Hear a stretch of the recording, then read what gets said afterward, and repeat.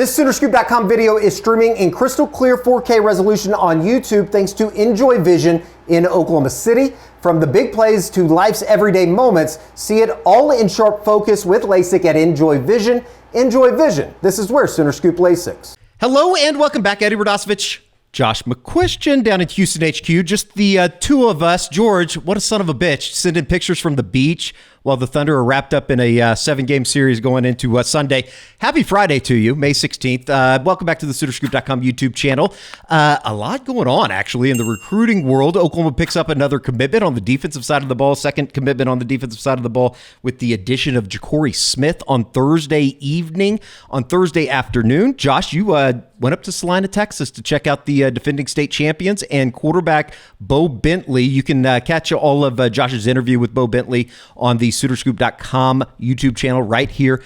Just scroll through. You can find it. About a 6-minute kind of catch up with everything Bo Bentley. Obviously, we've been talking about him since Oklahoma and Ben Arbuckle offered him in late January. And Josh, just kind of turn it over to you. Just kind of your thoughts on catching up with Bo Bentley. I know that he's been a hard guy to catch up with here as his recruitment has really kind of heated up, and we'll get into the teams that are after his services here. Yeah, he has been a tough guy to reach, and that's something that, and I kind of joked with him about it in the interview, that we just haven't heard a lot from him. And that's why it was such an important deal for us to get up there, and we weren't even sure. Like, I was not certain that he was going to do the interview, but he, to his credit, man, he said yes and, answered anything we asked and was just good to talk to. But seeing him, Eddie, and you and I were kind of talking about this before. I had a chance to watch him in San Antonio. Mm-hmm. Now, the thing is, I didn't really watch him because I'm watching, Ryan Foje and Jordan Clay and some of these other guys that at the time were more notable OU targets. At that time, I kind of knew Bo Bentley liked Oklahoma, had some real interest in Oklahoma. But at that point, Oklahoma had a commitment at quarterback. We hadn't heard anything about that being a position that was in play. It just didn't feel like I needed to watch him. But I can say, in watching some of the other players, he'd make a throw every once in a while, and you're like, okay, that's pretty good. That's impressive. But watching him yesterday, this is a guy, Eddie, the ball placement, the accuracy, like those things stood out. Like, you would watch him, and I was talking, Kerry was there with me, and I was talking to him about it. When you would see him throw, like an out route, it's going to the outside shoulder, or he's leading a receiver upfield. Like, he's putting it in a position to where not only does the receiver make the play, but he's got a chance to get yardage afterward. And, if that was something that was just showing up in practice, oh, okay, how much do you make of that? But we've seen it in games. So to just kind of watch him in person and in a pretty relaxed practice environment yesterday, it was more of just kind of going through. They were working with some young guys and trying to get them kind of up to speed. But I came away expecting a lot, and I thought Bo Bentley exceeded my expectations. Bentley listed at, I think On Three has him at 6'1", 200, a little bit bigger than I was kind of expecting. Just kind of comparing him to you, standing next to you during the interview, Josh. Just from a height, weight standpoint, anything stick out to you there? He's a well put together guy, Eddie. Like, he really, I would say those numbers are probably pretty accurate. Okay. He is, I would say, sometimes you see these kids are like, oh, they're 195, and especially like at a quarterback, they'll be just jacked from the waist up and they got these little bitty legs or something like that. Nah, he's well proportioned. Like, he's a well put together guy.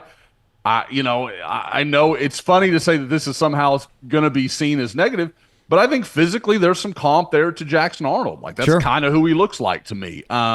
Same kind of deal where you can tell, he puts work in the weight room and does some of those things. So I'd be hard pressed to really find anything physically to knock him. It's certainly, he's not the 6'4" prototype, but again, he's as big as a lot of guys we see going in the first round of the NFL draft. So at that point, what does it really matter? If you're big enough to do that, then you're going to be fine if you can play. Celina, it sounds like, is having to replace a lot coming off of the state championship a year ago. It would seem that he's getting pretty comfortable, though, just kind of in the shoes of not only just a highly recruited quarterback, but kind of the guy over at Celina, which is one of the powerhouses there in the DFW area. Yeah, Eddie, it was crazy because we're driving up, of course, like every major program, Celina's got all their state titles. sitting up on their stadium, and kind of earmarked. And they haven't added 2024 yet, but their last one was 2007. Doesn't seem right. I couldn't wrap my head around that. And I started thinking of why I had this image of Celina. Well, then I get to looking at it. They won in 1998, 1999, 2000, 2001, and then again in 2004. So, like, right in my era of, like, the world goes beyond Oklahoma high school football and really kind of it exploding for me, Celina was, kind of the program as far as consistently winning in the state of Texas. So I think that's probably why that's in my brain a lot. But, yeah, I mean, ended a 17-year drought for a program that's not accustomed to those kind of weights for winning. So I liked what he talked about. Just like I'm up here Saturdays and Sundays. It gets other guys up here on Saturdays and Sundays. Like there was a real kind of ownership of being a leader and kind of what that's going to entail for him, clearly being the guy that this young team's going to be looking to. Let's hear from a little bit of Bo Bentley. Josh, you asked him about kind of stepping into a senior leadership role within the Celina community as well as the football team. And here is Bo Bentley going into his senior season at Celina High School. I mean, there's a lot of expectations being the leader. Not much new to do, but personal stuff. Got a young team, so lifting a lot of those kids up, introduce them to a lot of different stuff. So I think being the leader is the biggest thing. You've been kind of a quiet guy. I wasn't even sure. I was like, I don't know if he's going to do this interview. We'll see if he does. Is that just, I kind of want to focus on Celina football and making sure, kind of keeping the main thing? For sure. Just improving on my personal aspect, building myself in the spring. But when I can't get out to media, I try my best to, at camps, practices. Yeah, just building that relationship with a lot of different guys on my team, especially because all of them are young. So spend a lot of time there. Bo Bentley threw for 3,321 yards a year ago, 47 touchdowns as a junior, en route to a state championship. And, I think maybe the biggest news coming out of this visit is it was a top three, OU, Georgia, LSU. Jared Curtis obviously commits to Georgia. It sounds like it started to become a two-horse race, Josh. Yeah, and that was something – I wasn't sure how he was going to address that. So even before we did the interview, I kind of asked him, is this okay for me to assume this? And he said, yeah, that's the deal. Georgia's going to be out, obviously, and we expected that. We thought that. But it was interesting to get the clarification that, yeah, I'm not going to take that visit. He'd had one scheduled for June 6th. Now it's just that June 13th visit and the June 20th visit to LSU. So I guess June 13th to Oklahoma and then June 20th at LSU. So, I wondered if maybe Oklahoma would reschedule him for that June 6th weekend. Eddie, he's going to be the only guy, and he seems pretty aware of that too. I kind of thought maybe I'm missing somebody. Maybe he's got somebody he's bringing with him or, something like that. Nope. It's going to be OU and Bo Bentley. And he talked about just loving that opportunity that, he's going to get to meet everyone and really kind of, fully embed himself with the staff and everybody there within the program. The quarterback play at Oklahoma, maybe outside of last year, has been well documented. Jaden Daniels doing what he did as a rookie with the Washington Commanders, certainly documented. Both those schools, OU and LSU, have a history of developing quarterbacks. And here is Bo Bentley talking about both the Sooners and the Tigers. Kind of seems like it's come down to OU and LSU for you.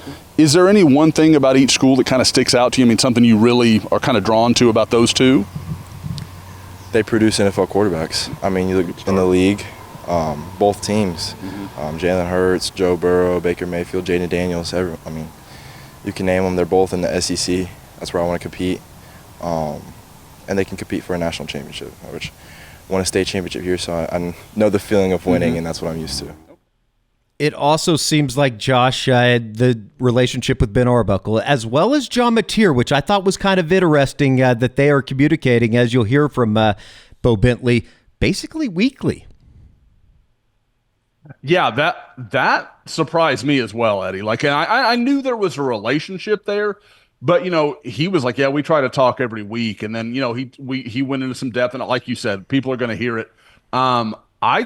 I can't take that as anything but a very good sign. I mean, these are guys from similar areas of Dallas. There's a lot there that kind of adds up, and you just wonder if there's a real connection kind of in those two working together. Here is Bo Bentley talking about his developing relationship with Ben Arbuckle, as well as Oklahoma starting quarterback John Mateer. He has the history of developing. He's just a winner. He's dominant. He's going to go out and attack. And that's what he expects out of everyone. He wants everyone to be on the same page. Having a quarterback like he's fiery. He's going to get the job done. So learning that about him it means a lot. Now, with John, I mean, do you communicate much with him? I mean, do you guys have a relationship where you can kind of hit him up if you've got a question about something?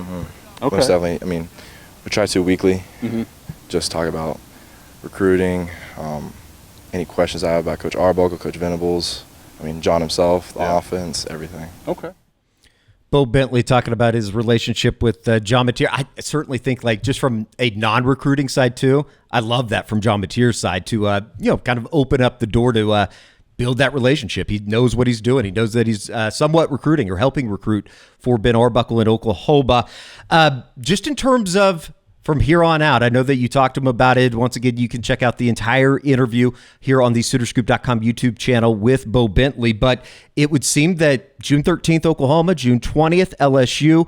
You talked about maybe not getting wrapped up into any of the official visits coming up in the month of June. Certainly somebody that has a head on his shoulders. That it does seem like he wants to get some type of decision done before the start of the senior season, right?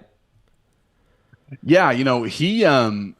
I would just be shocked because there are things I had heard, and again, Bo didn't address this yesterday, so I don't want to say this is his feeling. Just things I had heard that gave me the impression that he would like to be done, now. Like if he could have been, he would have liked to have had the whole process kind of done with. So I don't think he'll drag it out for a while. Like I said, he'll have that June 20th to the 22nd in Baton Rouge. And then, honestly, from there, I think it's just a matter of how much time does he need to sit down with his family, talk things out, and kind of come to a final conclusion. It's we've talked about it. We've talked about it with George when he's here for the recruiting reports. It's just a awkward at best kind of situation with Oklahoma, and Jaden O'Neal still committed, even though they're still bringing in Bo Bentley. It will, as we say every week, it'll be interesting to see how all this turns out. Oklahoma did get a commitment on Thursday night, though. It was a position that we had talked about on Wednesday during the recruiting report, Josh, just in terms of where things were going at the linebacker position. And over the last 48 hours, Nate Dreiling's had a pretty good run. He gets Nico Jandro from Chandler, Arizona. Obviously has the twin brother Bo as well. But Niko jumps into the boat. And then you look at yesterday with Jakori Smith out of Arkansas. Oklahoma going back over to Arkansas for the third player. I already got Marcus Wimberly and Omarion Robinson on campus. They went through the spring, but just kind of your makings of Jakori Smith making the announcement on Thursday.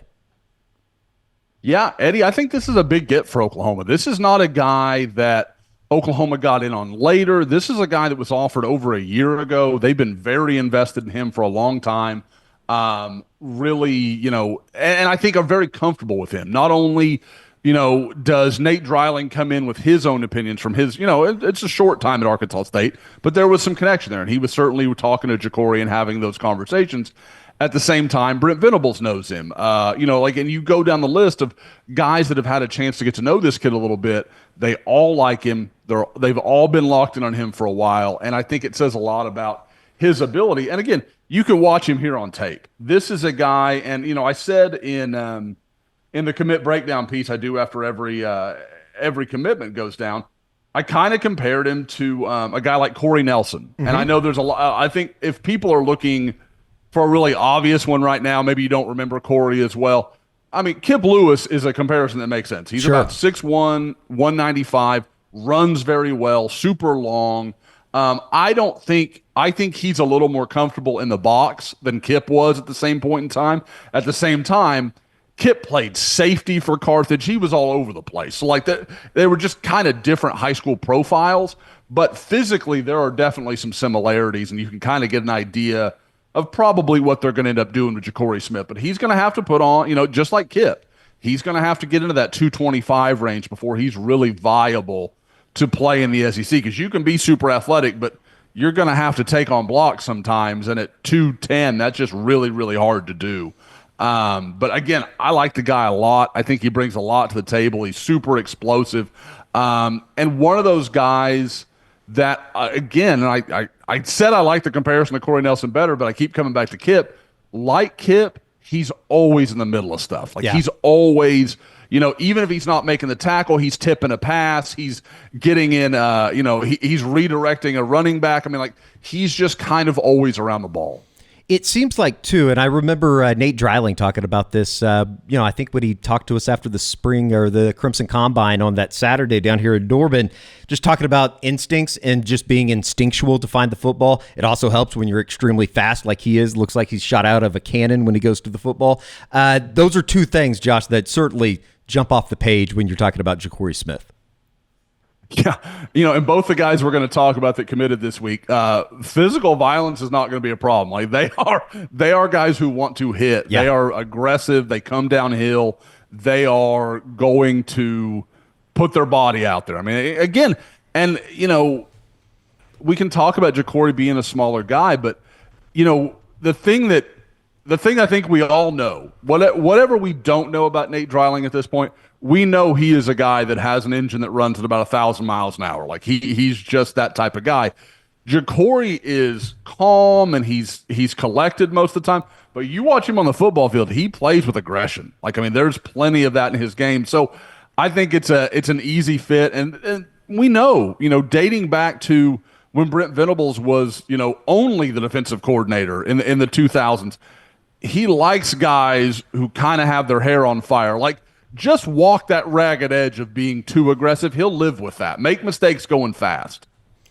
What do you make here moving forward with the linebacker position? I know that's something that we've talked about. We talked about it on the Unofficial 40 this week as well, which you can listen to here on the SoonerScoop.com YouTube channel. But now you got Nico Jandro, obviously. You got Jakori Smith.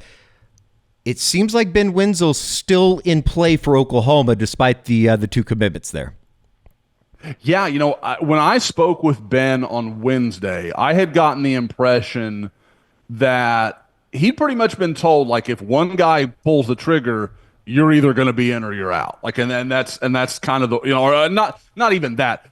First come, first serve. Sure. Like, whoever the first linebacker is, the next domino is going to be the last one. My impression is that Jakori Smith might have moved even a little faster than Oklahoma expected to. Like, I think Oklahoma thought they were in a good spot. I think it may have happened quicker than they thought. And I think he was always one of those guys where it was like, well, if we've got two and we can get Jakori, we're probably going to take Jakori. Like, I think OU just really likes him a lot. Talking to Ben literally this morning on Friday, he had been in contact with Oklahoma since the Jakori Smith commitment. I don't think there's anything for him to that he was given no impression that it was, do or don't. Like, that's not what was laid out in front of him. I think he still feels good about his June 20th official visit. If he wants to take it, I think OU's still in. You mentioned Bo Jandro. I think that is maybe I could arguably say the top guy on OU's board. I'm going to have some notes on him. I've heard some stuff over the last few weeks, not even last few weeks, last few days. Some people have gone by this spring and have been incredibly impressed with him. He really, I think there's some talk that he could be kind of that linebacker on the West Coast that's maybe really making a big jump up in what he's going to put on tape as a senior. The guy I will tell people not to go to sleep on is Adam Balagunali, the linebacker from Florida. And we haven't talked a lot about him, Eddie, but this is a guy grew up in Oklahoma, grew up actually in Mustang, and is a guy that is planning to come in for an official visit. Oklahoma got in on him a little late, but I think there's some Oklahoma background there, and he's very interested in hearing from OU. So, and he's a kid I love on tape. So that could be an interesting deal. And, you wonder if Brent Venables is faced with the situation of, like, turning down a really good linebacker if a guy like Brent Venables could actually do so. I don't think he could. I don't think there's any chance of that. And I should correct myself, too. In talking about the Jandreau brothers, Bo more of an inside linebacker. You look at Niko, and we can pull up his huddle from a year ago. Kind of the same ilk, though, as you said, as a Jakori Smith, a guy that really loves the violence of the football game and can play a little bit of a versatility position there, whether it be hovering around at the cheetah position or maybe even some of the secondary. Yeah, Eddie, I'm glad you said we talked about it on the podcast, because I was like, we've had a Niko conversation. I know we have since he committed. It was during the podcast, but we haven't had a chance to do it in the recruiting report. again, I want to be clear for all the people that maybe missed the pod and, are going to watch a recruiting report. Guys, this guy fits Oklahoma to a T. I mean, not just from like his style and the way he plays, but he's a guy that is not like, I said this almost verbatim on Wednesday in the podcast. Physically, like, he's not big enough to probably be an every down linebacker. He's probably not quite fast enough to be an every down safety. Oklahoma has a position that's tailor-made for guys like that. The cheetah position, you can play, some people call it an overhang, a spur. There's all kinds of stuff. So there's just a very natural fit for him and what Oklahoma does and the way they want to use him. And watch him, guys. I mean, like, this is a guy just comes downhill. Again, like, everything he does is fast and explosive, and he wants to make a big play. He's going to come off the edge here on this clip from the left side. Just immediately, and again, like a good tackler, going to bring guys down, not the guy that always goes for the kill shot. Here you've got him in man coverage, turning on the inside hip and running with the receiver. Like, here's another man, situation. So again, this is a guy that gets put in a lot of situations for a good program there in Hamilton, and is, like I said, a very easy kind of key in the keyhole type fit for Oklahoma. Josh, I'm going to throw a little bit of a curveball at you here. I don't think we discussed this, but I do want to throw it in here at the end of the recruiting report on a Friday. Oklahoma is hosting the number one player out of the state of Indiana this weekend on an unofficial visit on 300 tight end Tyler Ruxer. And we don't speak too glowingly about the tight end position very often, but obviously good news they're getting him in on campus at the very least. Yeah, Eddie, this is a really interesting guy. You mentioned on 300. Our guys, Cody Belair, Charles Power, they're real, like, they're Jim Nagy's kind of guys. They love measurables and they love testing. I have seen numbers from him in the 100 that are like 10.7. And you're talking about a guy that's like 6'4", 220. I want to say, I saw his stats earlier, but I want to make sure I get it right. He averaged something like 21, 22 yards a catch during his junior year. I mean, like, showing some real big playability out of the tight end position. So, again, and you look at the schools that he's talking about, and he told our guy Steve Wiltfong, if this visit goes well, he'll set up an official. Well, he's talking about other officials too: Duke, Northwestern, Minnesota. Eddie, those schools don't beat Oklahoma in recruiting a whole lot. Now, sure, if you're talking about Duke and Northwestern, maybe his priorities are a little different. Okay, maybe something could happen there. But if Oklahoma wants to make a run at this guy, this feels like a situation that if he's truly, just kind of like, I want to go to the best football situation and probably the school that can do the most for him NIL-wise, you'd have to think it's probably Oklahoma. And could Oklahoma get a top 300 tight end? Again, I mean, we forget about Trinae Washington, but like there is like Joe John Finley stacking tight ends now. Is that what we're talking about? Okay, now let's pump the brakes. Pump the brakes a little bit. There's too much positivity talking about the tight end position. A year ago at Lincoln City in Indiana, Heritage Hills High School, you're right, Josh. 43 receptions, 893 yards, 12 touchdowns. That's an average of 20 yards per catch. Also had 30 tackles, 2 interceptions, 8 pass breakups, and a forced fumble as well last season en route to a state title. So, a very, very good athlete. Yeah, Eddie, that all plays. Like, and again, like, there are a few positions that you can look at. I mean, even at the NFL level, look at guys through the last 20 years that weren't like the high school 5-star tight end. Like, Eddie, Carey and I go back all the time and talk about O.J. Howard and how freaky he looked. He's got nothing on some of these guys that were like basketball players in high school, like that, go on to be great NFL players. So, again, like, I think it's one of those positions that if you have the right physical tools and the right speed size ratios, I think you can be a really effective player at the NFL level to put aside what that could mean for an offense like Oklahoma at the college level. Maybe the best example that I can remember here, certainly over the last 20 years in the state of Oklahoma, or coming out of the state of Oklahoma, just look at what George Kittle did. And coming out of Norman High School, if you would have told me that guy coming out of his senior year at Norman High was going to end up being probably, if not one of the best tight ends in the National Football League, I would have said you're crazy. Just the growth just that he had just from a physical standpoint is incredible at Iowa. So that will be interesting. That's an unofficial visit this weekend, though, for Tyler Ruxer coming in from the state of Indiana. All right, you can catch everything.